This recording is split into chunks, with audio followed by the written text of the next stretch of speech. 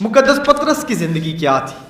ये वाक़या खुदावंद यीशु मसीह का जनासरत की झील, यूनानी ज़ुबान वाले जो है जनासरत की झील कहते हैं, लातीनी वाले तबारियस की झील कहते हैं। ये उस जगह पे वाक़या है और सी शोर, उसके किनारे के ऊपर वाक़या है जहाँ पे उसका एंड है। जहाँ पे चीज़ों का एंड होता है वहाँ पे खुदावंद शुरू करता है। किनारे के ऊपर खड़े हैं, खुदावंद इबादत खानों से निकलकर बाहर लोगों के बीच में कलाम की मुनादी करने के लिए गया है। लोग उसके ऊपर गिरे पड़ते हैं, उसका कलाम सुनने के लिए लोग उसके पीछे पीछे आए हैं। कलाम में लिखा है कि हजूम खुदा का कलाम सुनने के लिए उस पर गिरे पड़ते थे। तो ऐसा हुआ कि उसने झील के किनारे इस पर 2 कश्तियां लगी देखी, लेकिन माहीगीर उन कश्तियों पर मौजूद नहीं थे, बल्कि वो जाल धो रहे थे।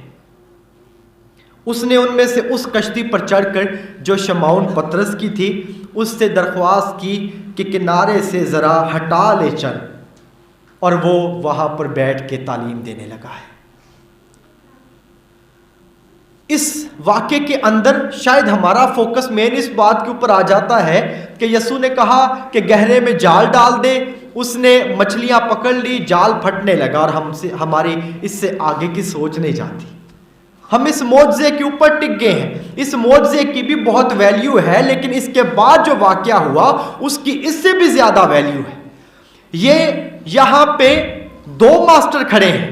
एक मास्टर वो है जो खुदावंद का पैगाम दे रहा है, एक मास्टर वो है जो कश्ती का ओनर है। मास्टर गोया एक ही हुआ, यानी यीशु मसीह एक ओनर है, लेकिन वो अपने काम का मास्टर है, वो माहीगिरी में मास्टर है। यीशु शायद कारपेंटरी में मास्टर होगा, तरखान होने में मास्टर होगा, लेकिन मछलियां पकड़ने में नहीं है।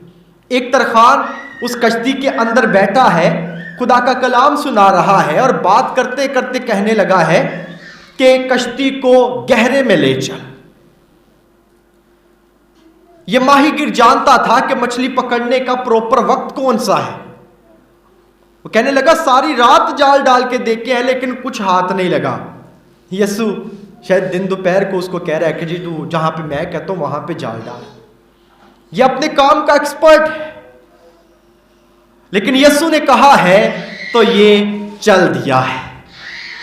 और जब अपनी जात से निकल के यीशु की जात को मानने लगा है, यीशु के कहने को मानने लगा है, फिर जो करिश्मा हुआ वो देखें। कलाम में लिखा है कि जब उसने यीशु की बात मानी है, जब उन्होंने ये किया तो मछलियों का बड़ा गोल घेर लिया है।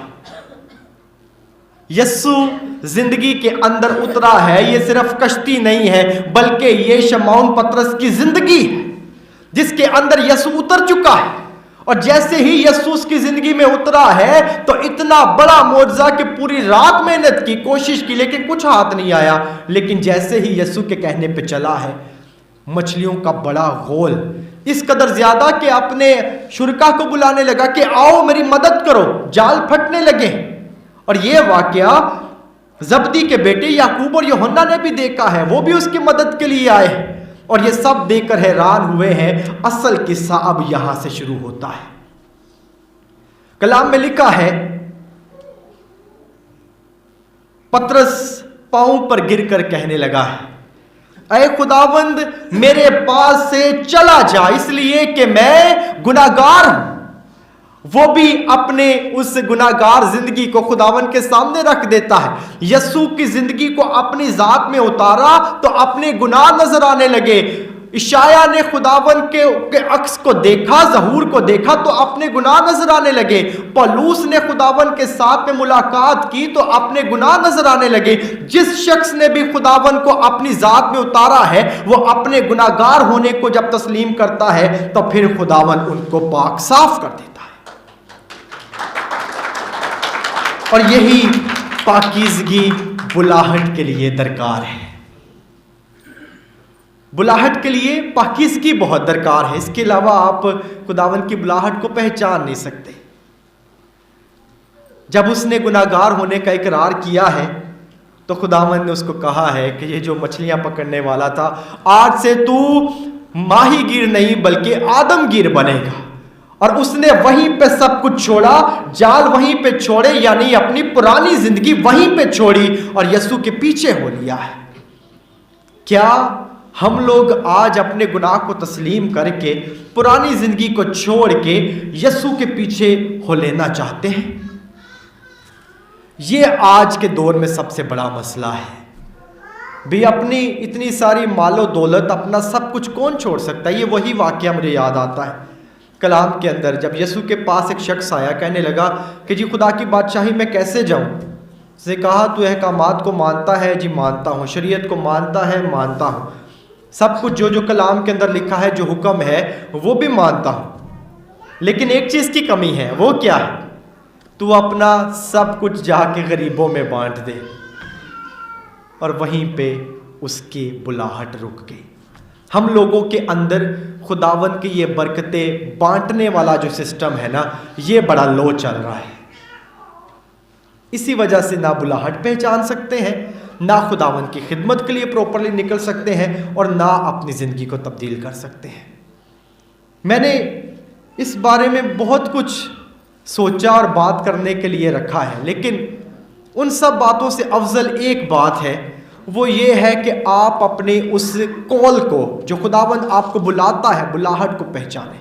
بلاہٹ کو پہچاننے کے لیے 3 چیزیں نہایت ضروری ہیں. ایک تو آپ کے اوپر خداوند کی ریولیشن, مجھے خدا نے کس لیے چنا تھا اور میں کیا کر رہا ہوں. جب آپ اس گہرے میں اتر جائیں گے تو جا کے خدا کی اس برکت اور بخشش کو محسوس کریں گے, جیسے پطرس نے گہرے میں اترا اور خداوند کی برکت محسوس کرنے لگا ہے. آپ بھی جب ڈیپ ڈاؤن اپنے دل کے اندر اتریں گے اور خداوند کے سامنے اپنا آپ خالی کریں گے, تب جا کے آپ پروپرلی خداوند کو پہچان سکتے ہیں. تیسرا جو ضروری چیز ہے, پھر آپ خداوند کی آواز سن کے اسے کہیں کہ میں حاضر ہوں. خداوند کو اپنے اوپر ظاہر ہونے دیں, اپنے گناہگار ہونے کا اقرار کریں, اور پھر گناہوں کو تسلیم کر کے خداوند سے کہیں مجھے پیور کر. پیور ہونے کے بعد کہیں کہ میں حاضر ہوں. تب جا کے آپ لوگ ان مقدسین کی مانی زندگی گزار سکتے ہیں جن کا نام آج تک لکھا ہے. ہمیشہ یاد رکھیں کہ چرچ جو ہے مقدسین کا میوزیم نہیں ہے. میں دوبارہ کہتا ہوں, بڑی غور طلب بات ہے. چرچ مقدسین کا میوزیم نہیں ہے کہ کیتھولک چرچ کے پاس بڑے مقدس ہیں, بلکہ یہ سب کے سب گناہگار تھے جنہوں نے چرچ کے اندر آ کے اس ہیلنگ کو دیکھا ہے. گویا چرچ شفا دینے والی جگہ ہے, اور شفا پانے کے لیے وہ آپ کو بھی دعوت دیتا ہے کہ آپ اس کے پاس آئیں تاکہ وہ آپ کو ہیل کرے, شفا دے, اور پھر اس کی خدمت کے لیے نکلیں. آئیں آج اپنی اپنی خدمت کو پہچانیں, حلیمی اور فروتنی کے ساتھ اپنی زندگی خداوند کے حضور پیش کریں تاکہ اس سے کہہ سکیں کہ میں حاضر ہوں. آمین.